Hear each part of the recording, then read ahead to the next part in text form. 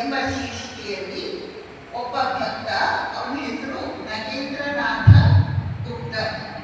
ನಗೇಂದ್ರನಾಥ ಗುಪ್ತ ಅವನು ಸ್ವಾಮೀಜಿಯವರ ಕುರಿತು ಏನು ಹೇಳ್ತಾನೆ ಎಂಬುದನ್ನು ನಾವು ಈಗ ನೋಡಲಿದ್ದೇವೆ.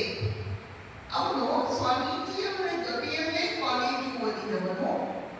ಅವನು ಶ್ರೀರಾಮಕೃಷ್ಣರನ್ನು ಒಂದು 2-3 ಬಾರಿ ಭೇಟಿಯಾಗಿದ್ದ. ಅಷ್ಟೇ ಅಲ್ಲ, ಸ್ವಾಮೀಜಿಯವರು ಅಮೆರಿಕಕ್ಕೆ ಹೋಗುವ ಮೊದಲು ಅವರ ಜೊತೆಯಿಂದ ಅಮೆರಿಕೆಯಿಂದ ಮರಳಿ ಬಂದ ಮೇಲೂ 1-2 ಬಾರಿ ಅವನು ಸ್ವಾಮೀಜಿಯವರನ್ನು ಭೇಟಿಯಾಗಿದ್ದ.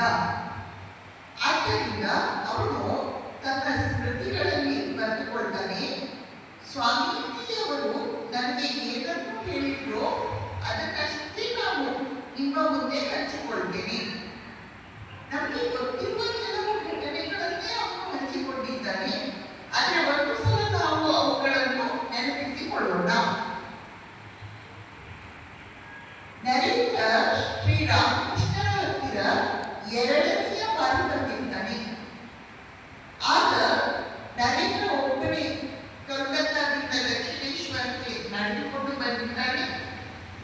ನರೇಂದ್ರನನ್ನು ನೋಡಿ ಶ್ರೀರಾಮಕೃಷ್ಣರಿಗೆ ಬಹಳ